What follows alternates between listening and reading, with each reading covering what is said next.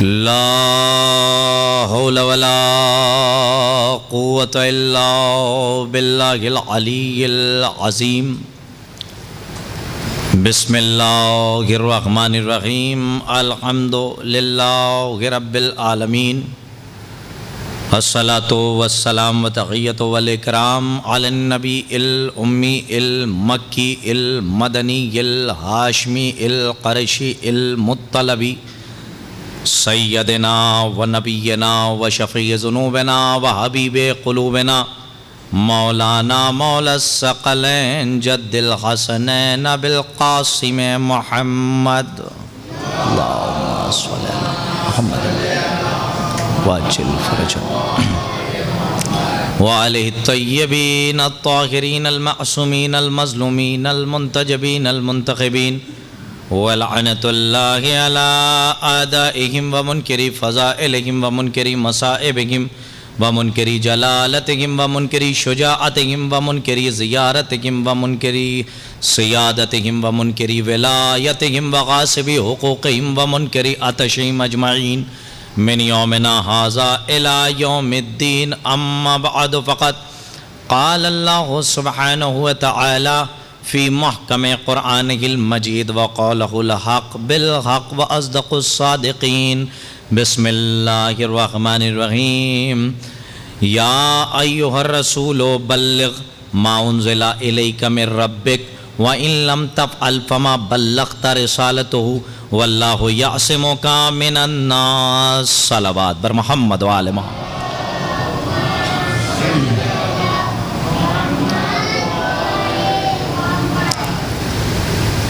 معزز سامعین کرام، لائق صد احترام صاحبان،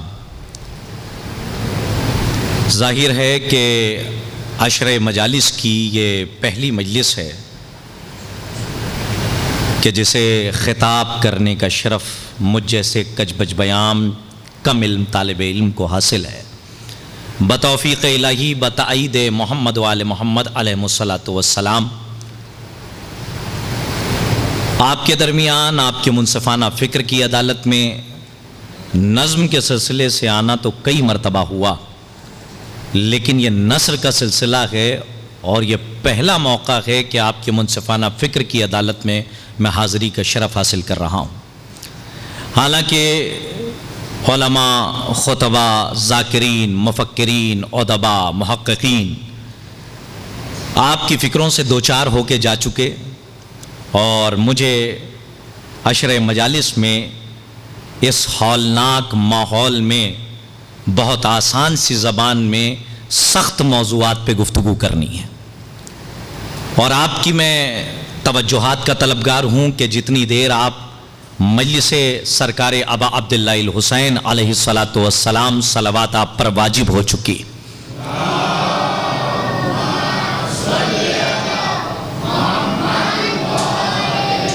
آپ جب تک یہاں تشریف فرما رہیں اور جتنی دیر میری گفتگو رہے تو میں دست ادب جوڑ کے آپ سے گزارش کروں گا کہ ہر نکات پہ، ہر پوائنٹ پہ ہمارے جو نوجوان بیٹھتے ہیں، ہمارے بزرگان تشریف فرما ہیں، بزرگوں سے گزارش یہ ہے کہ دعاؤں میں یاد رکھیں اس طالب علم کو، اور نوجوانوں سے خصوصی گزارش یہ ہے کہ جتنی دیر گفتگو ہو تو ہر پوائنٹ کے اوپر وہ غور کریں کہ گفتگو کیا ہو رہی ہے۔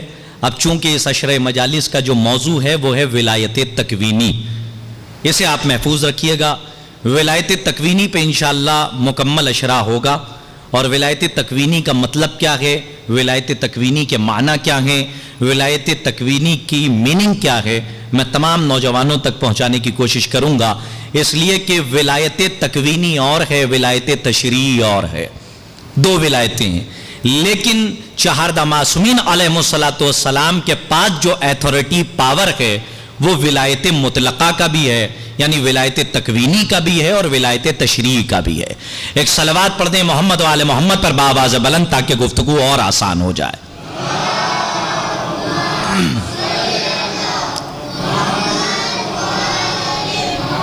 شروعات میں آپ سے یہ بھی گزارش کروں گا کہ جو لوگ مجلسوں میں تشریف لا رہے ہیں ان سے گزارش ہے کہ وہ کووڈ-19 کے اس ماحول میں جو ہماری سرکار کی طرف سے گائیڈ لائن ہے اس کے اوپر ضرور غور کریں۔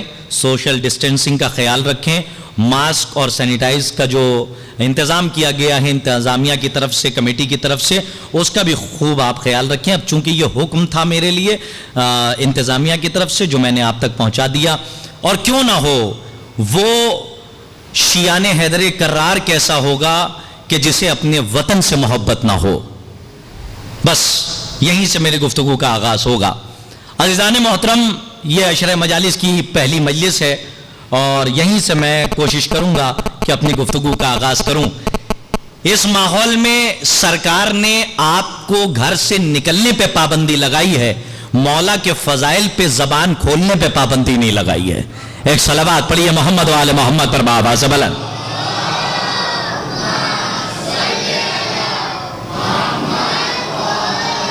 اکثر و بیشتر ایسا ہوتا ہے کہ پہلی مجلس جو ہوتی ہے وہ تعارفی ہوتی ہے, لیکن میرا مزاج تھوڑا سا الگ ہے. تعارف کیسا؟ جب ممبر پہ ایک ذاکر آ گیا تو ذاکر حسین کا تعارف ذکر حسین ہے, اور جب آپ فرش عزا پر آ گئے تو آپ کا تعارف یہ ہے کہ آپ مولا کے عزادار ہیں. اس سے بڑا تعارف اور نہیں ہو سکتا. تو اب کوئی تعارفی گفتگو نہیں ہوگی. اب چونکہ نقطے سے مجھے بحث کرنی ہے اور آپ کی خدمت میں جس آیہ کریمہ وافیہ کی تلاوت کا شرف میں نے حاصل کیا ہے, اس میں پروردگار عالم نے ارشاد فرمایا, یا ایھا الرسول بلغ ما انزل الیک من ربک وان لم تفعل فما بلغت رسالتہ واللہ یعصمک من الناس. آئیے سب سے پہلے ہم یہ سمجھ لیں کہ قرآن مجید کسے کہتے ہیں. بہت متوجہ رہیے گا. قرآن مجید اللہ کی وہ معجزہ ذات کتاب ہے کہ جس کی چھوٹی سے چھوٹی آیت کا جواب انسان آج تک نہ لا سکا, اور انشاءاللہ قیامت تک یقیناً قرآن کا چیلنج ہے کہ قیامت تک اس کی چھوٹی سی آیت کا جواب انسان نہیں لا سکتا, کیونکہ یہ کلام بشر نہیں ہے, کلام الہی ہے. بہت توجہ چاہتا ہوں, کلام الہی ہے, یہ کلام بشر نہیں ہے. آئیے ہم گفتگو کرتے ہیں اور صحف کے حوالے سے اور کتابوں کے حوالے سے. قرآن کے علاوہ اس کائنات میں 3 کتابیں اور نازل ہوئیں جن کا اکثر ذکر مجالس میں ہوتا ہے. بہت توجہ. ایک ہے تورات, دوسری زبور اور تیسری انجیل. یعنی قرآن سے پہلے جو 3 کتابیں اس دنیا میں آئیں ان کے اسما کیا ہیں, ان کے نام کیا ہیں؟ کہ تورات, زبور اور انجیل. بہت توجہ عزیزان محترم. قرآن سے پہلے جو 3 کتابیں آئیں اور قرآن میں بنیادی فرق کیا ہے, قرآن کا مرتبہ کیا ہے, قرآن کی عظمت کیا ہے. جب ہم نے کتابوں کی اسٹڈی کی, کتابوں کا مطالعہ کیا, تو ہمیں پتا چلا کہ ان 3 کتابوں کے آ کر رہ کر چلے جانے میں اور قرآن کے آ کر قیامت تک رہ جانے میں زمین آسمان کا فرق ہے. بہت توجہ عزیزان محترم. ان 3 کتابوں کے آ کر رہ کر چلے جانے میں اور قرآن کے قیامت تک رہ جانے میں بنیادی فرق ہے. کہ وہ بنیادی فرق کیا ہے؟ کہ بنیادی فرق یہ ہے کہ وہ 3 کتابیں آئیں, رہیں اور چلی گئیں. کتاب رہی, معجزہ نہ ہو سکی. کاش کہ میرا جملہ آپ تک پہنچ جائے, اور میری بات اگر آپ تک پہنچے, اللہ جانے کہ میں پہنچا پا رہا ہوں کہ نہیں, لیکن بہت آسان لفظوں میں آپ تک پہنچانا چاہ رہا ہوں. ان 3 کتابوں میں اور قرآن مجید میں بنیادی فرق یہ ہے کہ وہ 3 کتابیں آئیں, رہیں اور چلی گئیں. وہ کتاب رہی, معجزہ نہ ہو سکی. لیکن قرآن مجید جب سے قلب رسول پہ نازل ہوا اور اب تک ہے اور قیامت تک باقی رہے گا, تو یہ اللہ نے معجزہ بنا کے قلب رسول پہ نازل کیا. اسی لیے قرآن کی ایک آیت کا بھی جواب انسان لانے سے قاصر ہے. اچھا, اور کیا اس میں فرق ہے قرآن مجید میں اور 3 کتابوں میں؟ تب میں آیے مبارکہ تک آؤں گا جب قرآن کی عظمت کو اپنے نوجوان اور اپنے بچوں تک پہنچا لے جاؤں. ان 3 کتابوں میں اور قرآن مجید میں ایک بنیادی فرق اور ہے. کہ وہ کیا؟ کہ وہ 3 کتابیں بھیجی نہیں گئی ہیں, ان 3 کتابوں کو لینے کے لیے نبیوں کو بلایا گیا. اگر تاریخ کا مطالعہ ہے اور مجلسی مجمع ہے تو میں اپنی بات پہنچانے میں بہت کامیاب ہو جاؤں گا, اور اگر بات پہنچ جائے تو دعاؤں میں یاد رکھیے گا. اس لیے کہ 32 دانتوں کے پہرے میں اللہ نے جو نعمت کے طور پہ زبان رکھی ہے, یہ کسی غیر کے ذکر کے لیے نہیں ہے, اولاد علی اور علی ابن ابی طالب کے ذکر کے لیے دی ہے. ایک صلوات پڑھیں محمد وآل محمد پر بآواز بلند. بہت توجہ عزیزان محترم. ان 3 کتابوں میں اور قرآن مجید میں بنیادی فرق کیا ہے؟ کہ وہ 3 کتابوں کے صاحب کتاب نبی کون ہیں؟ کہ جناب عیسیٰ جناب موسیٰ اور جناب داؤد، یعنی تورات، زبور، انجیل، یہ 3 کتابیں قرآن سے پہلے. لیکن ان 3 کتابوں میں قرآن میں فرق کیا ہے؟ کہ ایک یہ بھی فرق ہے کہ صاحب کتاب ہیں جناب عیسیٰ، جناب موسیٰ اور جناب داؤد. اللہ نے جناب عیسیٰ کی طرف دیکھا اور کہا اے عیسیٰ کتاب چاہیے؟ ذرا لہجہ دیکھیے گا. کیا کتاب چاہیے؟ کہاں چاہیے؟ کہ بھیجوں گا نہیں، لینے آ جاؤ. کہاں ہے میرا مجمع؟ توجہ عزیزان محترم. کہ کتاب چاہیے؟ کہاں چاہیے؟ کہ بھیجوں گا نہیں، لینے آ جاؤ. موسیٰ کلیم اللہ ہے نا، جناب عیسیٰ روح اللہ ہے، اتنا بڑا مرتبہ ہے. لیکن جناب عیسیٰ کے لیے بھی اللہ کہہ رہا ہے کتاب بھیجوں گا نہیں، لینے آ جاؤ. اور جناب موسیٰ کی طرف دیکھ کے کہا کہ موسیٰ کتاب چاہیے؟ کہاں چاہیے؟ کہ بھیجوں گا نہیں، لینے آ جاؤ. بہت توجہ. اب جناب داؤد کی طرف نظر گئی. اللہ نے کہا اے داؤد کتاب چاہیے؟ کہا پروردگار صاحب کتاب بنا رہا ہے، کتاب کیوں نہیں چاہیے؟ اگر تو دے رہا ہے تو ہم کتاب لیں گے. کہا ایک شرط ہے، بھیجوں گا نہیں. بہت توجہ. لینے آ جاؤ. اس کا مطلب یہ ہے کہ اللہ نے قرآن سے پہلے جو 3 نبیوں کو صاحب کتاب بنایا تو کتاب ان کے لیے بھیجی نہیں ہے، بلکہ قرآن مجید 3 کتابیں اللہ نے بھیجی نہیں ہے، بلکہ نبیوں سے کہا کتاب چاہیے تو آنا پڑے گا. تورات بلا کے دی، زبور بلا کے دی، انجیل بلا کے دی. لیکن جب اپنے محبوب کی طرف نظر کی، سرکار کی طرف نظر کی، طٰہٰ کی طرف نظر کی، مزمل کی طرف نظر کی، مدثر کی طرف نظر کی، تو اب اللہ نے یہ نہیں کہا اے محمد. اب دیکھتا ہوں آپ کہاں تک جا کے سنتے ہیں، میں جملہ پہنچانے کا ذمہ دار ہوں. اب چاہے آپ جا کے جملے کو سماعت کیجئے. اللہ نے 3 نبیوں کو بلا کر کتاب دی، لیکن جب اپنے محمد کی طرف دیکھا تو کہا اے میرے محمد آنے کی زحمت نہ کرنا، میں قرآن بھیج رہا ہوں، میں قرآن بھیج رہا ہوں. میں کہوں گا پروردگار ان کو بلا کے کتاب دی ہے. بہت توجہ، بہت قیمتی جملہ حوالے کر رہا ہوں. ان کو بلا کر کتاب دی ہے، لیکن اپنے حبیب کے لیے قرآن بھیج رہا ہے. عجب نہیں کہ علماء ربانیین اپنی کتابوں میں تحریر کریں کہ تمہیں پتہ نہیں کہ ان 3 کتابوں میں اور قرآن میں جیسے فرق ہے ویسے ہی ان 3 نبیوں میں سرکار ختمی مرتبت میں فرق ہے. کا فرق کیا ہے؟ کہ انہیں بلا کے کیوں دی اور ان کے لیے بھیجی کیوں؟ کا سب سے بڑا فرق یہ ہے کہ وہ نبی چھوٹے تھے، کتابیں بڑی تھی. یہاں نبی بڑا تھا، کتاب صامت تھی، وہ ناطق تھا. صلوات اکبر محمد و آل محمد آواز بلند. انہیں بلا کر کتاب دی ہے اور سرکار ختمی مرتبت کے لیے قرآن بھیجا ہے. آپ نے بارہا سنا ہوگا مجالس میں ذاکرین سے، علماء سے، خطبہ سے کہ ذاکرین ممبر پہ آنے کے بعد کہتے ہیں کہ اپنے سرکار کے لیے کتاب بھیجی ہے. کہا کیسے بھیجی؟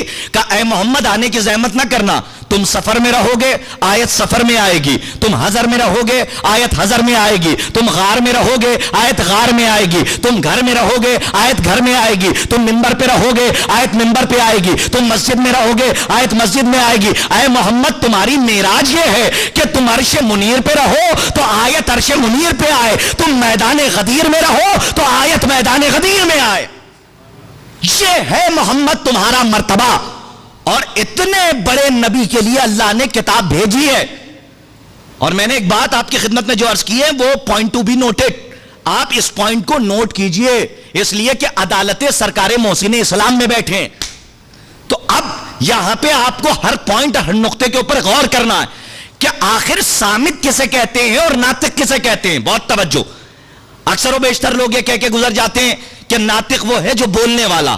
تو ہمارے یہ یوتھ ہمارا بیٹھا ہوا ہے، قرآن جو آپ پڑھتے ہیں نا یہ ہے صامت.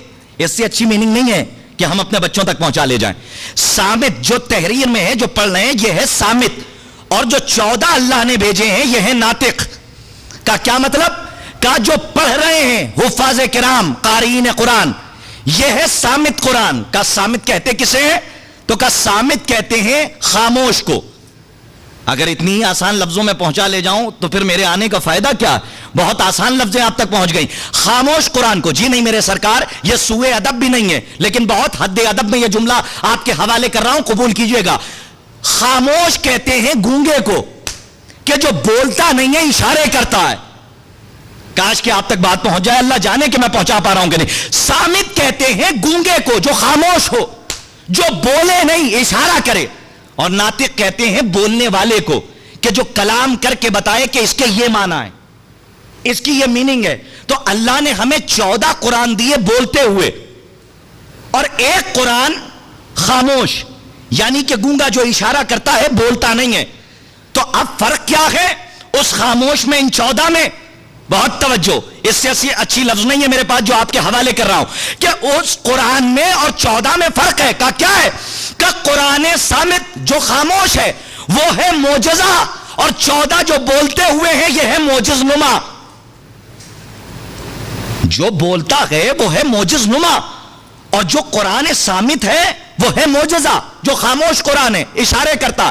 اور سنیے میرے سرکار، یہ غلط فہمی مسلمان نہ رہے کہ خالی اشارے والے کو لے کر ہم کامیاب ہو جائیں گے. جی نہیں، اللہ نے صرف اشارے نہیں بھیجے ہیں بلکہ خاموش قرآن کے ساتھ 14 بولتے ہوئے قرآن ہمیں عطا کیے.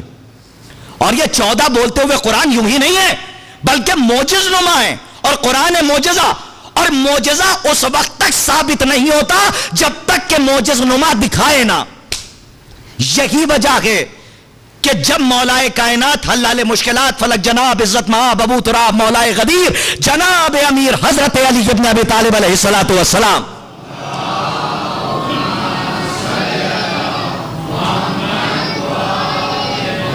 مولا جب 13 رجب المرجب کو خانہ کعبہ میں تشریف لائے ہیں اور رحل رسالت پر قرآن امامت آیا تو ایک نور نے دوسرے نور کی زیارت کر کے کہا، مولا نے فرمایا یا رسول اللہ تورات سناؤں، زبور سناؤں، انجیل سناؤں، قرآن. اب جیسے قرآن پہ بات آئی تو سرکار نے کیا کہا؟ سرکار نے کہا قرآن سناؤ. تو مولا نے قرآن سنایا یا نہیں سنایا؟ نہیں محسوس کر رہے ہیں آپ؟ مولائے کائنات ہیں مولا حسین کے والد، اور مولا حسین ہیں مولائے کائنات کے فرزند. یہاں باپ آ رہا ہے خانہ کعبہ میں اور بیٹا جا رہا ہے کربلا سے. بہت توجہ، بیٹا جا رہا ہے، شہادت ہو رہی ہے کربلا میں، اور مولائے کائنات کی آمد ولادت ہو رہی ہے کعبے میں. میں بڑے عجیب مرکز کی طرف اور نقطہ فکر کی طرف میں پرواز کر کے جا رہا ہوں. اگر آپ پہنچ گئے تو شاید بات بہت آسان ہو جائے گی. یہ جو کعبے میں آ رہا ہے یہ ہے باپ، اور جس کی شہادت کربلا میں ہو رہی ہے وہ ہے بیٹا. اور مولائے کائنات آتے ہی قرآن کی تلاوت کر رہے ہیں، اور مولا حسین جاتے جاتے نوکے نیزہ پر، بہت توجہ، قرآن مجید کی تلاوت کر رہے ہیں. آپ نہیں غور فرما رہے کہ باپ نے پیدا ہوتے ہی قرآن کیوں پڑھا، اور شہادت کے بعد بیٹے نے کٹے ہوئے سر سے نوکے نیزہ پر تلاوت کیوں کی؟ اس کی سب سے بڑی وجہ یہ ہے تاکہ قرآن کی آیت کو تفسیر مل جائے. کا کون سی آیت کو؟ کا ایک آیت ہے جو آپ کے لیے قرآن میں، اور ایک آیت ہے جو 14 کے لیے ہے. کب؟ کون کون سی؟ کا جو عام انسانوں کے لیے ہے. اس میں اللہ نے کہا جب تم پیدا ہوئے تو کچھ نہیں جانتے تھے، یعنی آئے بھی ہو تو لا علم، جب جاؤ گے تو کچھ نہیں جانتے ہو. تو آپ مجھے بتائیے، آئے تو کچھ نہیں جانتے تھے، گئے تو کچھ نہیں جانتے تھے، لیکن یہی قرآن مجید ہے جس میں اللہ کہہ رہا ہے میں نے پہلے قرآن کا علم دیا پھر انسان کو خلق کیا. تو آپ مجھے بتائیں، ایک جگہ پہ کہہ رہا ہے کہ پیدا کیا تو کچھ نہیں جانتے تھے، اور ایک جگہ پہ کہہ رہا ہے سورہ رحمان میں بسم اللہ الرحمن الرحیم الف لام میم ذالک الکتاب لا ریب فیہ، کہ یہ وہ کتاب ہے جس میں کوئی ریب نہیں ہے. اسی قرآن مجید میں جہاں شک نہیں ہے اللہ کہہ رہا ہے الرحمن علم القرآن، کہ پہلے قرآن کا علم دیا پھر انسان کو خلق کیا. میں کہوں گا پروردگار اسی قرآن میں تو فرما رہا ہے، تیرا ارشاد ہے کہ ہم نے لا علم پیدا کیا، تم کچھ نہیں جانتے تھے، اور آج قرآن مجید میں سورہ رحمان میں یہ بھی کہہ رہا ہے کہ پہلے قرآن کا علم دیا اور اس کے بعد انسان کو خلق کیا. تو پتا چلا کہ اگر قرآن میں 2 مزاج کی آیتیں ہیں تو دونوں کے مصداق الگ الگ ہیں. اچھا کون کون مصداق ہے؟ کہا لا علمی کے مصداق ہم ہیں کہ ہم آئے تو لا علم تھے، گئے تو لا علم، اور یہ جو ہیں جن کو قرآن کا پہلے علم دیا پھر خلق کیا کہ یہ کوئی اور ہیں؟ کہ ڈھونڈو تو کون ہے؟ کہ تاریخ پڑھیے، روایتوں کا مطالعہ کیجئے، یہ ہیں چہاردہ معصومین۔ کہ وہ کون؟ کہ آئے تو عالم گئے تو عالم۔ کا دلیل کیا ہے؟ کہ باپ نے کعبے میں پیدا ہو کے قرآن کی تلاوت کر کے بتایا، ہم آ کے نہیں پڑھتے ہیں، علم لے کر آتے ہیں۔ بیٹے نے کربلا کے میدان میں نوکے نیزہ پہ کٹے سر سے تلاوت کر کے بتایا کہ ہم آتے بھی عالم ہیں اور جاتے بھی عالم ہیں۔ صلوات بر محمد و آل محمد بآواز بلند۔ ہم آتے بھی عالم ہیں اور جاتے بھی عالم ہیں۔ تو قرآن صامت ہے، گونگا قرآن یعنی خاموش، کہ جو اشارے کرتا ہے، اور یہ 14 ہیں قرآن ناطق، بولتے ہوئے قرآن۔ ماشاءاللہ یہاں پہ تو قرآن کی تلاوت کرنے والے نہ جانے کتنے قارئین تشریف فرما ہوں گے۔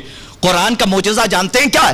ایک قرآن کا معجزہ یہ ہے کہ اس قرآن کو جو آپ کتاب کے طور پہ پڑھتے ہیں، اس قرآن مجید کو جب جب پڑھیے گا غور طلب کر کے، تعقل تدبر، اس کے اوپر غور کر کے اگر پڑھیے گا ایک ایک آیت پہ، تو ایسا لگے گا آج ہی کے حالات کے لیے قرآن نازل ہوا ہے۔ یہ قرآن کا معجزہ ہے کہ جب جب قرآن کی تلاوت کی جائے تو ایسا لگتا ہے آج کے ہی حالات کے لیے نازل ہوا۔ اور جب آپ مجھے بتائیے کہ قرآن صامت کا یہ معجزہ ہے تو قرآن ناطق کا کیا عالم ہوگا؟ جو بولتے ہوئے قرآن ہے، ایسے کوئی قرآن سمجھ نہیں پاتا۔ یہ جو آج لوگ دعوے کر دیتے ہیں نا کہ ہم یہ آیت سمجھ گئے، ایک جملہ بہت خوبصورت ہے، اگر آپ قبول کر لیں تو حسن خطابت میں 4 چاند لگ جائیں گے، اگر آپ قبول کر لیں۔ میں آپ کے حوالے کر رہا ہوں، آج مسلمان بہت آرام سے کہہ دیتا ہے ہم قرآن کی یہ آیت سمجھ گئے، میرے سرکار جو تحریر ہے وہ سمجھ گئے، لیکن قرآن کہہ رہا قیامت تک نہیں سمجھ سکتے۔ تعقل کرو، تدبر کرو، تفکر کرو، قیامت تک۔ ارے قرآن مجید میں سورہ قدر پڑھ لیجئے، چیلنج ہے اللہ کا۔ کیا کہ وما ادراک ما لیلۃ القدر، تم قرآن میں آئی ہوئی ایک رات نہیں سمجھ پائے، قیامت تک نہیں سمجھ سکتے، اور قرآن کو سمجھنے کا دعویٰ کر رہے ہو۔ وہ قرآن جو اشارے کر رہا ہے، جملہ بہت خوبصورت ہے، آپ چاہے جیسے آپ اسے قبول کریں، میں روانہ کر رہا ہوں۔ عزیزان محترم، جب قیامت تک انسان خاموش قرآن کو نہیں سمجھ سکتا تو قیامت تک علی جیسے بولتے ہوئے قرآن کو کیا سمجھے گا؟ صلوات بر محمد و آل محمد بآواز بلند۔ وہ ہے خاموش قرآن اور 14 ہیں بولتے ہوئے قرآن۔ اس لیے کہ آج مجھے دامن وقت میں گنجائش نہیں ہے اور پہلی مجلس ہے، تو مجھے یہ کہا گیا ہے کہ بہت کم وقت میں گفتگو کو سمیٹنا ہے، اس لیے کہ گھڑی گھڑی آپ کی نظریں گھڑی پہ گئیں تو کسی گھڑی نہ رک کے ہر گھڑی مضامین پہنچانے پہ مجھے آپ مجبور کر دیں گے۔ میں یہ سوچ رہا ہوں کہ بہت کم وقت میں مضامین آپ کے حوالے کر دوں، لیکن قرآن کی عظمت پہ پہلے روشنی ڈالی جائے کہ اگر کوئی باہر سے آ کے ایک مولا کے عزادار سے سوال کر لے کہ تم قرآن کو تو بہت مانتے ہو اور قرآن ناطق کو بھی مانتے ہو، لیکن ان کا فرق جانتے ہو کہ کیا ہے؟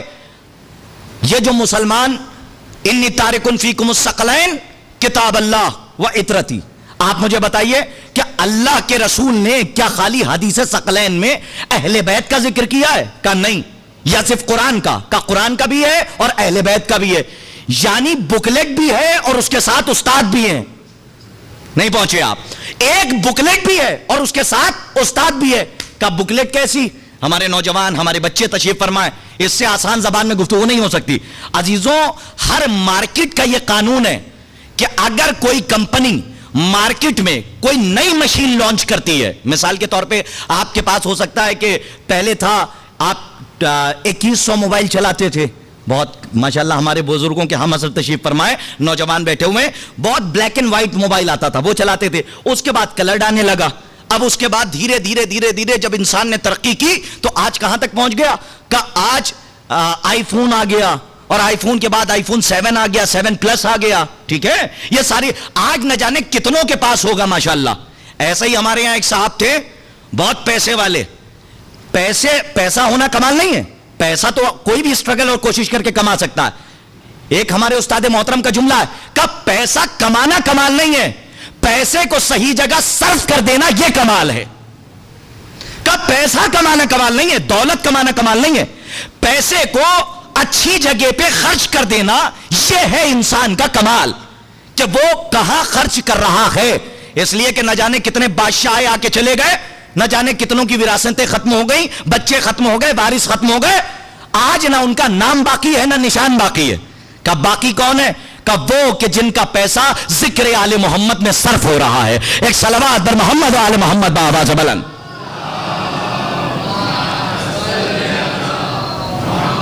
کہ وہ زندہ و جاوید ہے کہ جس کا پیسہ ذکر آل محمد میں صرف ہو رہا ہے. تو عزیزوں, آپ کی خدمت میں جو بات عرض کر رہا ہوں اس کے اوپر غور کیجئے گا کہ قرآن مجید کی اہمیت کیا ہے. آج ماشاءاللہ مارکیٹ میں وہ صاحب ہمارے محلے میں رہتے ہیں ماشاءاللہ, تو ان کے پاس پیسہ بہت ہے, دولت بہت ہے.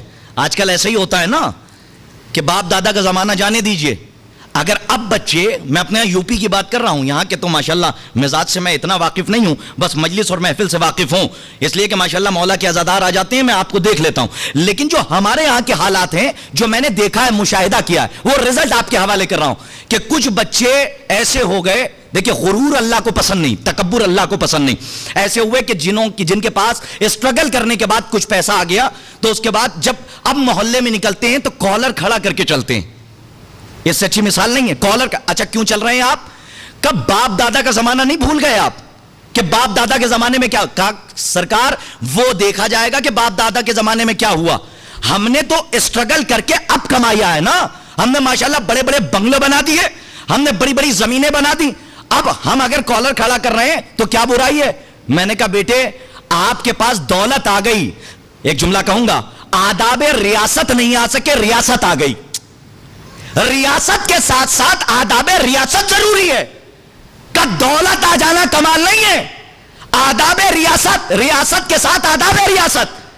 کا دولت کمانا کمال نہیں ہے. اسے بڑا آدمی نہیں کہتے جس کے پاس انبار لگا ہو پیسے کا. بڑا کون ہوتا ہے؟ کہ جس کے پاس تہذیب کی دولت ہو, جس کے پاس اخلاق کی دولت ہو, جس کے بعد آداب کی دولت ہو. یہی وجہ ہے کہ ٹاٹ کا پردہ پڑا ہوا ہے, بوریا نشین ہے, ستارہ چلا ہے آسمان سے. مدینے میں جتنے بھی بال جن کے سفید ہو گئے تھے, خضاب کی بوتلیں ختم کر دی, بالوں کو کالا کر لیا. ہو سکتا ہے کہ ہماری جوانی دیکھ کے ستارہ ہماری چوکھٹ پہ اتر آئے, لیکن وہ تو ستارہ تھا نا, بارگاہ الہی سے آ رہا تھا, وہ جانتا تھا کہ مجھے کہاں جانا ہے. خدا کی قسم سب پریشان تھے, لیکن ایک مطمئن ہو کے ٹاٹ کا پردہ پڑا ہے اور بوریا نشین ہے, تسبیح و تحلیل کی آوازیں آ رہی ہیں, مولائے کائنات ہے. ایک جملہ کہوں گا, یہ آپ کے لیے بھی درس ہے, ہمارے لیے بھی, کہ اخلاق, آداب, تہذیب اتنی بڑی دولت ہے کہ ٹاٹ کا پردہ پڑا رہے, بوریا نشین رہے. اگر تقوی کی دولت ہوتی ہے تو دنیا مولائے کائنات کہتی ہے. صلوات بر محمد و آل محمد بآواز بلند. تقوی کی دولت اگر ہوگی تو دنیا مولائے کائنات کہے گی. یہ مارکیٹ ہے ماشاءاللہ, آپ کے ہاں بھی ہوگی گجرات میں یا مہوا میں, تو نئی نئی مشینیں آتی ہیں یا نہیں آتی, یعنی آپ نیچے سے اوپر جا رہے ہیں پروگریس کر کے. اور جب آپ, آج تو ماشاءاللہ لوگ چاند پہ گھر بنانے کی سوچ رہے ہیں کہ ہم گھر بنائیں چاند پہ, تو لیکن جو چھوٹے چھوٹے بچے ہیں ہمارے یہاں کے, ان کے جیسے یہ بیٹھے ہیں ہمارے ماشاءاللہ, یہ سب بچے بیٹھے ہوئے ہیں, مولا ان بچوں کو سلامت رکھے, ان کا مستقبل یہی عزاداری ہے. اگر یہ بچے فرش عزا سے دور ہو گئے تو پھر یہ کچھ سیکھ نہیں سکتے, اس لیے کہ پہلا مدرسہ ہے عزاداری امام حسین علیہ الصلوۃ والسلام. آپ یہیں سے بتائیے, ہمارے بچے اگر تھوڑا سا اسٹرگل کر لیں, اسٹرگل کرنے کے بعد فوراً, آج کی مجلس نصائح پہ ہوگی, یعنی جو نصیحتیں میں آپ کے حوالے کر رہا ہوں بچوں کے لیے, انشاءاللہ کل جو موضوع کا آغاز ہوگا وہ ولایت تکوینی سے ہی ہوگا, چونکہ میں اپنی آیت پہ ابھی بھی قائم ہوں, قرآن صامت اور قرآن ناطق پہ. اب چونکہ یہ ایک نصیحت ہے, میسج ہے جو پہلی مجلس میں دینا چاہتا ہوں. ہمارے بچے ماشاءاللہ خوب اسٹرگل کرتے ہیں, کوشش کرتے ہیں, اس کے بعد کما لیتے ہیں بہت دولت. جانتے ہیں آج کل کیا ہوتا ہے, جب یہ بچے کما لیتے ہیں تو یہ بچے کم علمی کی بنیاد پر, زیادہ کچھ نہیں, گھر کی تربیت اچھی ہوتی ہے, لیکن باہر جب نکلتے ہیں تو فرینڈ سرکل اچھا نہیں مل پاتا, ان کو فرینڈ سرکل بگاڑ دیتا. جب یہ باہر نکلتے ہیں معاشرے میں تو کیا ہوتا ہے, جب معاشرے میں نکلے تو فرینڈ سرکل جب تھوڑا سا بگاڑتا ہے تو بچے کیا کہنے لگتے ہیں, بچے کہتے ہیں کہ ہم نے تو سب کچھ بنا لیا, ہمارے والد محترم نے, ہمارے باپ نے تو ایک بالی زمین بھی ہمارے لیے نہیں چھوڑی تھی. ہوتا ہے کہ نہیں سرکار؟ ماشاءاللہ آپ سب بیٹھے ہوئے ہیں, ہوتا ہے یا نہیں ہوتا؟ ہم نے بھی دیکھا ہے. آج نہ جانے کتنے نوجوان ہیں جو سائنس کے ٹیچر ہو گئے, انہوں نے ماشاءاللہ میتھمیٹک پی ایچ ڈی کر لیا اور اتنے آگے نکل گئے, پائلٹ ہو گئے, ماشاءاللہ بزنس کر لیا, لیکن جب کمایا اور زمینیں خرید لی تو ان کی زبان پہ جملے کیا آ رہے ہیں, بہت بڑی بات کہنے جا رہا ہوں, توجہ رکھیے گا, تمام نوجوانوں کے لیے میسج دے رہا ہوں. تو وہ فوراً کہتے ہیں ہمارے باپ دادا نے, یعنی ہمارے باپ نے ہمارے لیے تو ایک بالشت زمین نہیں چھوڑی, جو بنایا ہے میں نے اپنی محنت سے بنایا. ہوتا ہے آج کل نوجوانوں کے جذبات میں زبان پہ یہ جملہ آ جائے, جو بنایا کہ میں نے اپنی محنت سے بنایا, میرے باپ نے مجھے کیا دیا. خبردار, اگر یہ جملہ اب کسی نوجوان کی زبان پر آئے تو کرتاس کربلائی کا یہ جملہ اپنے ذہن میں اور اپنی عقل مائنڈ کی ڈائری میں نوٹ کر لے, جو میں کہہ کر جا رہا ہوں. پوری زندگی میں کبھی بھی اگر شیطان وسوسہ پیدا کرے اور یہ جملہ زبان پر آئے تو میرے یہ جملے پہ غور کیجئے گا جو کہنے جا رہا ہوں, کہ میرے باپ نے مجھے کیا دیا. ہو سکتا ہے کہ جن لوگوں کے ہاتھ بنے ہیں ان کو کھلوا دوں میں اس جملے پر, خاموشی کا روزہ بہت دور ہو جائے, برطرف ہو جائے اور دار پہ چڑھ کے یا علی کہنے کی عادت ہو جائے, تو میں ایک جملہ آپ کے حوالے کر رہا ہوں, مولا آپ کو سلامت رکھے. نوجوانوں کے لیے میسج ہے, اب خدا کے واسطے اسٹرگل کرنے کے بعد کبھی یہ جملہ نہ کہیے گا کہ میرے باپ نے مجھے کیا دیا. میں بتاتا ہوں منبر رسول سے, آپ کے باپ نے آپ کو وہ دیا جو پوری کائنات مل کے نہ دے پائے گی. کیا دیا؟ بزرگوں سے خصوصی دعائیں چاہتا ہوں, سنیے گا. یہ جملے میں ہی پوری مجلس ہو جانی چاہیے اگر جملہ پہنچ گیا, اس سے بڑا میسج نہیں ہے. نوجوانوں یاد رکھو, اگر کبھی اسٹرگل کرنے کے بعد, کوشش کرنے کے بعد تمہارے ذہن میں, مائنڈ میں یہ خیال آئے کہ ہمارے باپ نے ہمیں کیا دیا, تو صرف اتنا سوچ کے خاموش ہو جانا, میرے باپ نے مجھے نام دیا جو پوری دنیا مل کے نہ دے پاتی. ایک صلوات پڑھیں محمد و آل محمد بآواز بلند.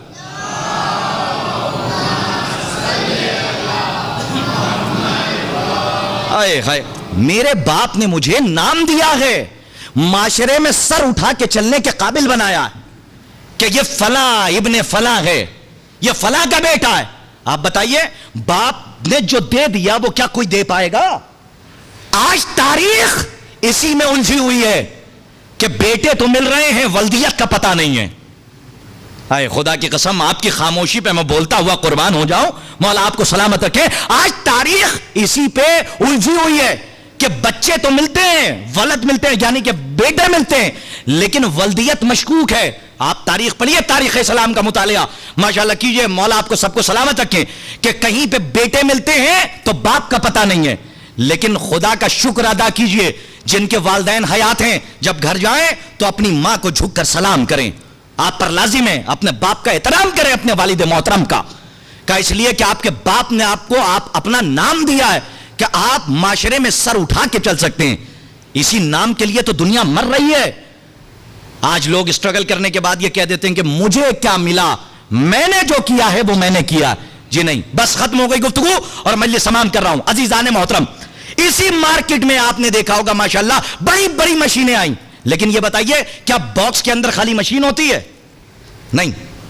باکس کے اندر خالی مشین ہوتی ہے؟ کہا نہیں, باکس میں مشین نہیں ہوتی, مشین کے ساتھ ساتھ ایک بکلیٹ بھی ہوتی ہے. کہا بکلیٹ میں کیا ہے؟ کہا بکلیٹ میں مشین چلانے کے قانون لکھے ہوئے ہیں. مولا آپ کو سلامت رکھیں. بکلیٹ میں کیا لکھا ہے؟ کہا مشین چلانے کے قانون لکھے ہیں. کہا قانون سے کیا ہوگا؟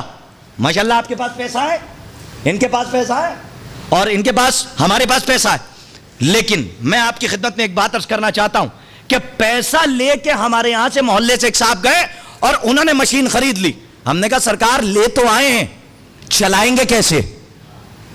مشین لے تو آئے ہیں موبائل, لیکن آپ لیپ ٹاپ یا موبائل چلائیں گے کیسے؟ کہا پیسہ تھا لے آئے.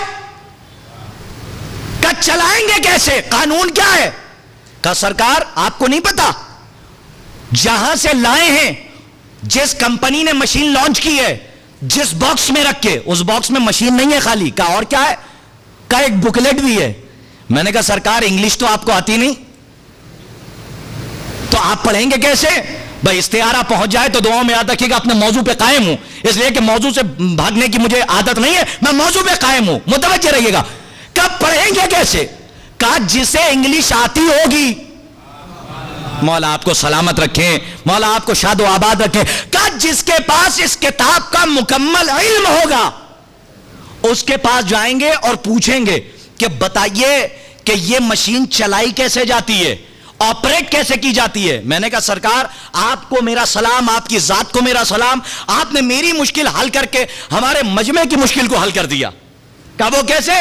میں نے کہا آپ نے بتا تو دیا کہ صرف بکلیٹ ضروری نہیں ہے, بکلیٹ کے ساتھ اس کتاب کا استاد بھی ضروری ہے.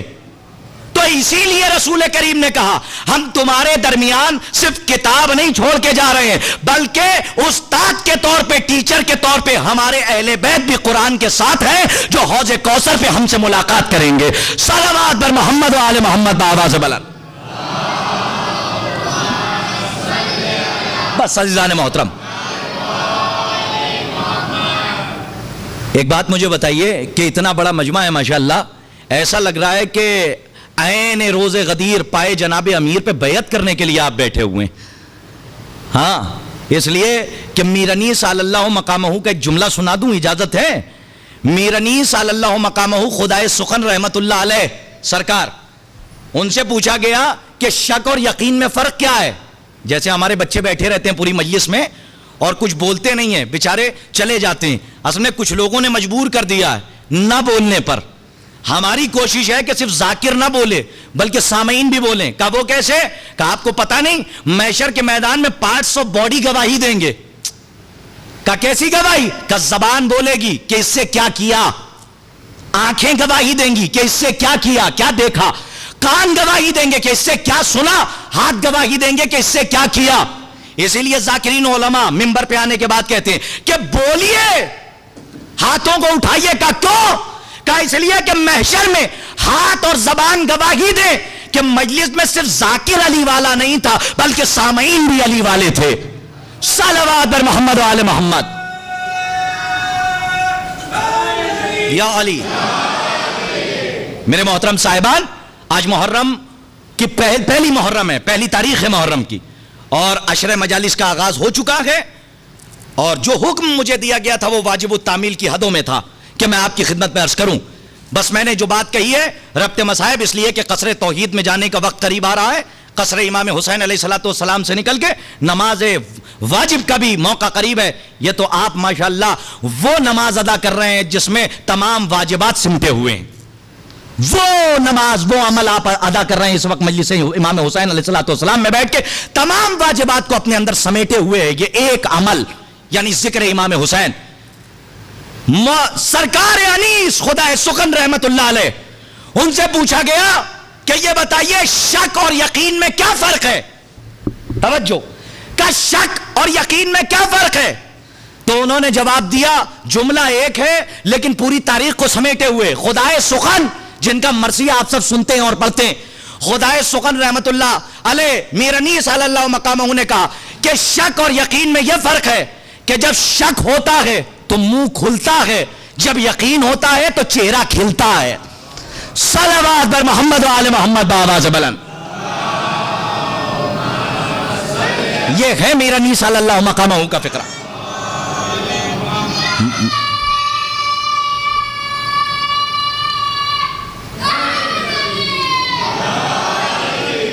مولا ہمارے یا علی,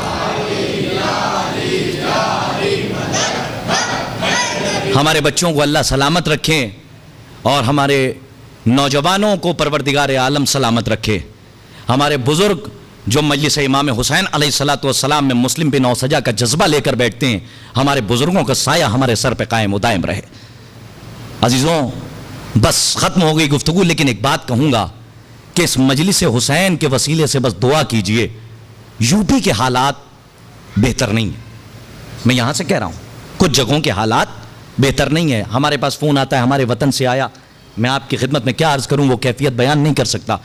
کل سے لے کر اب تک میں سفر میں تھا اور راستے بھر ہمارے پاس کال آتی رہی اور یہی کہتے رہے لوگ کہ کرتاز صاحب بس تھوڑی دیر گفتگو کرتے تھے اور گفتگو کرتے کرتے واللہ عالم ممبر حق پہ ہوں گریہ کرنے لگتے تھے. اس وقت جانتے ہیں انڈیا میں رہ کے کچھ علاقے ہمارے لیے پردیس بنے ہوئے ہیں. اس سے بہتر فقرہ نہیں ہے میرے پاس اس وقت. آپ مجھے بتائیے کہ جن عزا خانوں میں تا حد نظر مجمع ہوتا ہو, تا حد نظر لوگ ہوتے ہوں اور غریب زہرا کا ماتم ہوتا ہو, غریب زہرا کا پرسہ دیا جاتا ہو, ان گھروں میں اگر سناٹے رہیں گے تو عزادار کیسے برداشت کریں گے؟ آپ کی آوازیں بلند ہو گئی ہیں, कोई आए ना आए, लेकिन जन्नतुल बकी की टूटी हुई कब्र से एक शिकस्ता पहलू बीबी जरूर फर्शे अज़ा पर आएगी। अल्लाह आपको कोई गम न दे, मैं तो परदेसी ठहरा, आपको सिवाय दुआओं के कुछ नहीं दे सकता। लेकिन जो बीबी आगाज मजलिस से आके फर्शे अज़ा पर बैठी हुई हैं, सिर्फ शहजादी बीबी ज़हरा सलामुल्लाह अलैहा तशरीफ नहीं लाती हैं। और रफा फरमाते हैं, उलमाए किराम फरमाते हैं कि हमने रिवायतों में पढ़ा है कि मजलिस इमाम हुसैन अलैहिस्सलातु वस्सलाम जब फर्श अज़ा बिछाया जाता है तो दो बीवियां और आती हैं, एक जनाब ज़ैनब कुबरा सलामुल्लाह अलैहा और एक हुसैन की 4 साल की बच्ची जनाब सकीना। आज मुहर्रम की पहली तारीख है। हम दुआगो हैं कि परवरदिगार इस जिक्र खैर के सदक़े में जहां के हालात दुरुस्त नहीं है, परवरदिगार वहां के हालात को साजगार फरमा दे, ताकि हर साल की तरह इस साल भी शहजादी के लाल का पुरसा शहजादी को हम जी खोल के दे सकें। हम हक़ तो नहीं अदा कर सकते, लेकिन जहां तक हो सकता है हम गरीबुल वतन का मातम कर लें। अरबाब अज़ा, मैं आपको कैफियतें नहीं बता सकता, इसलिए कि दिल रोता है, कलेजा मुंह को आ जाता। लोगों के फोन अभी भी आ रहे हैं, इस वक्त लोग कह रहे हैं हम अपने वतन में रह के प्रदेश में। मौला आपको कोई गम न दे सिवाय गम मजलूम करबला। अरबाब अज़ा, मैं कहीं की बात नहीं करता हूं, हम अपने वतन की बात कर रहे हैं। आप यकीन जाने हम नहीं, हम चाह कर भी फर्श अज़ा बिछा रहे हैं, लेकिन अज़ादारों को जमा नहीं कर पा रहे हैं।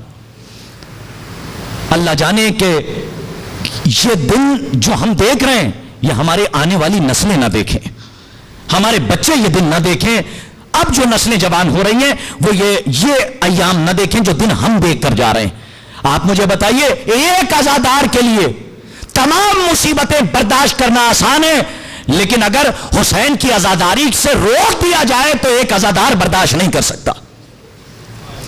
इसलिए कि एक मछली पानी में जब तक रहती है वो इसकी जिंदगी है, वैसे ही अज़ादारी के बगैर, जैसे मछली पानी के बगैर नहीं रह सकती, वैसे ही एक अज़ादार अज़ादारी इमाम हुसैन के बगैर नहीं रह सकता। कल मुहर्रम का चांद फलक पे निकल आया। मुझे यकीन है कि आपने फलक पे चांद को देखा होगा। मैं तो सफर में था, मैंने चांद को देखा और देखने के बाद मैंने गिरिया किया।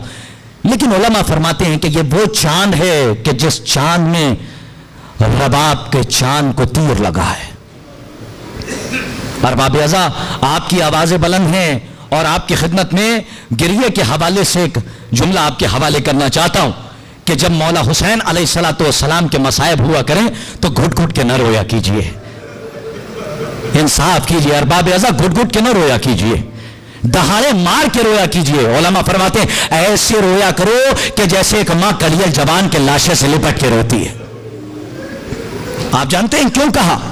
इसलिए कि उरफा ने यहां तक लिखा है, उलमाए रब्बानीन ने लिखा कि जब एक अज़ादार रोता है और घुट घुट के रोता है, दहाड़े मार के नहीं रोता, आवाजें बुलंद करके नहीं रोता है, तो हमारे और आपके चौथे इमाम जनाब ज़ैनुल आबिदीन अलैहिस्सलातु वस्सलाम उस अज़ादार के पहलू में जाकर बैठ जाते हैं और रोते हुए मौला कहते हैं, ए मेरे मौला के अज़ादार, ए मेरे बाबा के मातमदार, जरा बुलंद आवाज से रो। जब तू बुलंद आवाज से रोता है मेरी दादी ज़हरा के दिल को बड़ा सुकून मिलता। जज़ाकुमुल्लाह, जज़ाकुमुल्लाह। खुदा आपको कोई गम न दे सिवाय गम मज़लूम करबला। अरबाब अज़ा, वतन छोड़ना कोई आसान नहीं है। वतन अगर कोई छोड़ता है तो आप उसके दिल से पूछिए कि वो वतन को छोड़ के जा रहा है। लेकिन ये ज़हरा का लाडला है, ये बीबी ज़हरा सलामुल्लाह अलैहा का लख्ते जिगर है कि जो मदीने से करबला की तरफ रवाना 28 रजबुल मुरज्जब को मौला हुसैन ने अपना वतन छोड़ा। नाना के रोजे को सलाम आखिर किया, भैया हसन के रोजे को सलाम आखिर किया, अब जाने लगे करबला की तरफ। अरबाब अज़ा, अब करबला की तरफ रवाना हो रहे हैं। अब धीरे धीरे करबला की तरफ यह काफिला रवाना हो रहा है। आप जानते हैं 28 रजबुल मुरज्जब का माहौल क्या था, एक इशारा सुन लीजिए और इंशाअल्लाह मैं जनाब मुस्लिम बिन अकील तक आना चाहता हूं। आज पहली मुहर्रम है, जिस शहादत की आखिरी मंजिल पर मौला हुसैन है उसकी इब्तिदा जनाब मुस्लिम बिन अकील ने की है। कयामत के मंजिल है और कयामत के अय्याम है। मौला आपको कोई गम ना दे सिवाय गम मजलूम करबला। 28 रजबुल मुरज्जब को यह काफिला निकला है, लेकिन एक बीबी है जो किसी से कुछ नहीं कहती, जनाब सुगरा किसी से कुछ नहीं कहती हैं। कभी अम्मा रबाब को देखती हैं, कभी फूफी अम्मा को देखती हैं। एक मरतबा फूफी अम्मा और रबाब को देखा, जनाब ज़ैनब के करीब गई। उलमा से हमने सुना कि एक रवायत में मिलता है कि जनाब सुगरा सलामुल्लाह अलैहा फूफी अम्मा के करीब गई। जाने के बाद पूछा, फूफी अम्मा क्या हम कहीं जा रहे हैं? जनाब ज़ैनब कुबरा सलामुल्लाह अलैहा ने कहा, हाँ बेटी हम जा रहे हैं, लेकिन आप नहीं जा रही हैं। अल्लाह जाने कि जनाब सुगरा के दिल पे क्या गुजरी होगी, लेकिन आपकी खिदमत में रवायत का कयामत का फिक्रा है जो मैं आपकी खिदमत में अर्ज करना चाह रहा हूं। और इंशाअल्लाह रोते हुए अज़ादारों आप अपने घरों को जाइएगा अगर आपने महसूस कर लिया जहां भाई अली अकबर जैसा हो और बहन जनाब सुगरा जैसी हो, तो भाई बहन की मोहब्बत का क्या आलम होगा। अरबाब अज़ा जनाब ज़ैनब कुबरा सलामुल्लाह अलैहा ने कहा, बेटी हम जा रहे हैं लेकिन आप नहीं जा रही हैं। जनाब सुगरा ने कहा, ए फूफी अम्मा जरा फहरिस्त तो बता दीजिए और गिना दीजिए कि कौन कौन करबला जा रहा है। एक मर्तबा नहीं, उलमा ने फरमाया कई मर्तबा जनाब सुगरा ने पूछा था, फूफी अम्मा जरा आप फहरिस्त बताइए कि कौन कौन जा रहा है। किसी आलिम दीन ने पूछ लिया, किसी तालिब इल्म ने आलिम दीन से पूछ लिया कि आगा ये बताएं कि बार बार जनाब सुगरा का पूछने का सबब कि कौन कौन जा रहा है।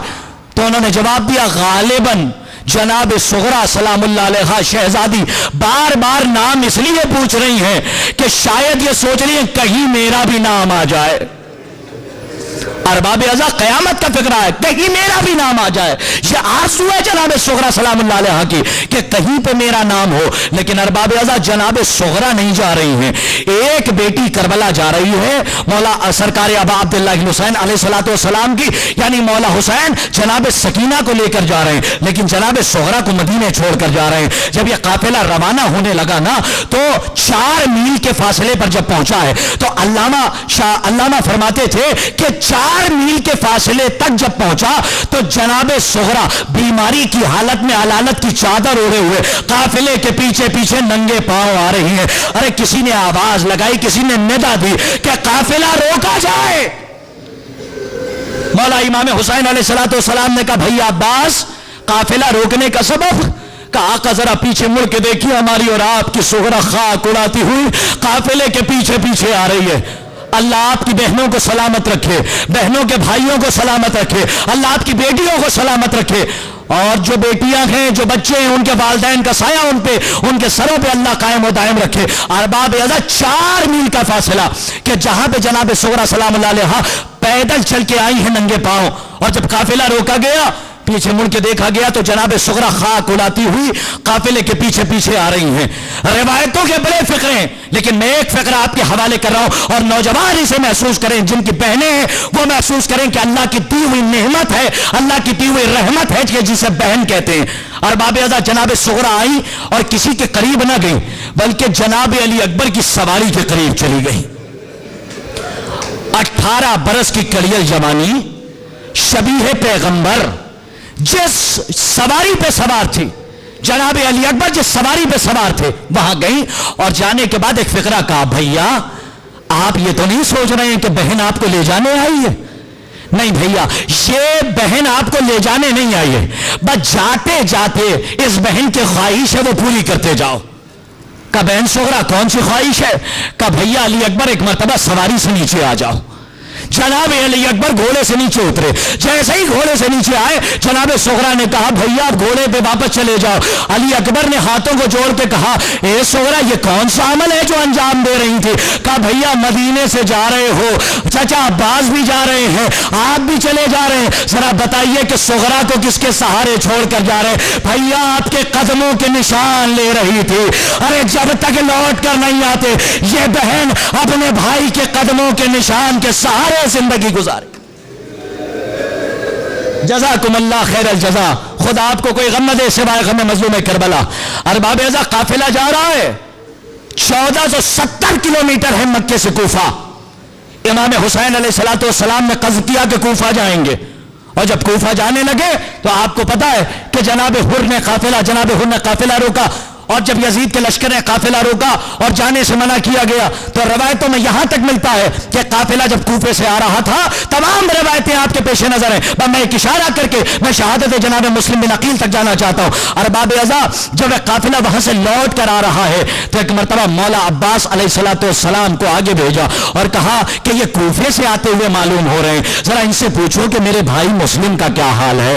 ارباب اعضاء، یہ مولا حسین ہیں کہ جو مسلم جب جا رہے تھے تو ایک جملہ کہا تھا، شانے پہ ہاتھ رکھ کے مولا حسین نے کہا تھا، مسلم جانتے ہو حسین تمہیں کوفے سفیر کیوں بنا کر بھیج رہا ہے؟ تو جناب مسلم نے کہا، آقا آپ بتائیں کہ میرا انتخاب کیوں کیا؟ مولا حسین نے کہا، مسلم ارے تم حسین کا بھروسہ ہو، اے مسلم تم حسین کا بھروسہ ہو، اس لیے ہم تمہیں کوفہ بھیج رہے ہیں۔ کوفے گئے، کوفے کے حالات بدتر تھے، میں پوری روایت نہیں پڑھنا چاہتا اس لیے کہ وقت نہیں ہے، میں اشارہ کر کے میں یہ سماعت کر رہا ہوں۔ جب کوفے سے کچھ لوگ آنے لگے تو مولا عباس کو قریب بھیجا اور جانے کے بعد روایت کا ایک فقرہ سنیے گا جو میں نے اپنی آنکھوں سے پڑھا ہے، وہ آپ کے حوالے کر رہا ہوں، کلیجہ منہ کو آ جائے گا اگر آپ نے محسوس کر لیا، قیامت کا فقرہ۔ جناب مولا عباس کو قریب بھیجا، کہا ان سے پوچھنا میرے بھائی مسلم کا کیا حال ہے۔ وہ قریب گئے، جانے کے بعد کہا کہ آپ کوفے سے آ رہے ہیں؟ کہاں کوفے سے آ رہے ہیں؟ کہ ذرا یہ بتائیں کہ مسلم بن عقیل کا کیا حال ہے کوفے میں؟ انہوں نے جب یہ فقرہ سنا تو مولا حسین علیہ السلام کے قریب گئے اور جانے کے بعد مولا حسین علیہ السلام سے اشارہ کیا کہ سب کے سامنے ہم وہاں کے احوال نہیں بیان کر سکتے۔ آپ جانتے ہیں کتنا بھروسہ تھا اپنے بھائیوں پر، اپنے بیٹوں پر، اپنے جانثاروں پر مولا حسین کو۔ مولا حسین نے کہا کہ جو بیان کرنا ہے ان کے سامنے بیان کرو، یہ ہمارے رازدار ہیں، کوئی بات ان سے چھپی نہیں ہے۔ ارباب اعضاء، جب انہوں نے بیان کیا، اللہ جانے کہ مولا حسین نے کیسے برداشت کیا ہوگا۔ اس نے کہا، آقا کیا بتائیں، جب ہم کوفے سے چلے تھے تو مسلم کی لاش کو مسلم کی لاش کو رسی میں باندھ کے کوفے کی گلیوں میں گھسیٹا جا رہا تھا۔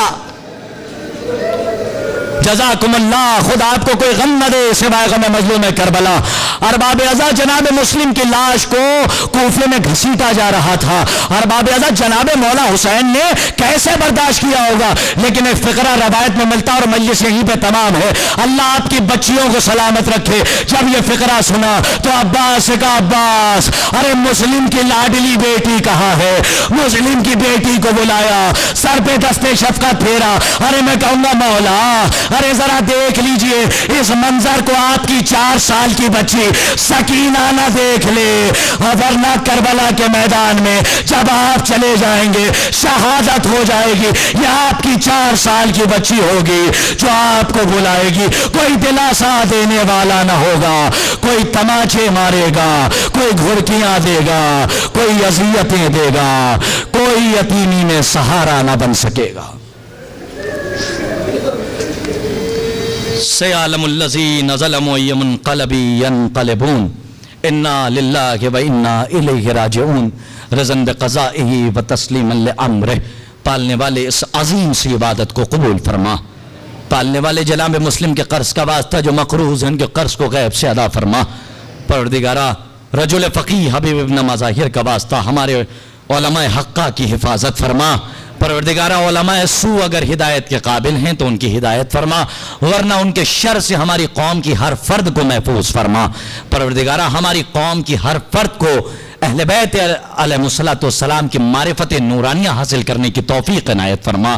پروردگارہ، ہماری قوم میں جو اختلافات ہیں تجھے 72 کے اتحاد کا واسطہ پروردگارہ ہماری قوم میں اتحاد پیدا کر۔ پروردگارہ، 1000 دعاؤں میں سے ایک دعا یہ ہے کہ ہمارے آخری وارث کے ظہور میں تعجیل فرما اور ان کے حقیقی اوان و انصار منگو شمار فرما۔ ماتم مظلوم کربلا۔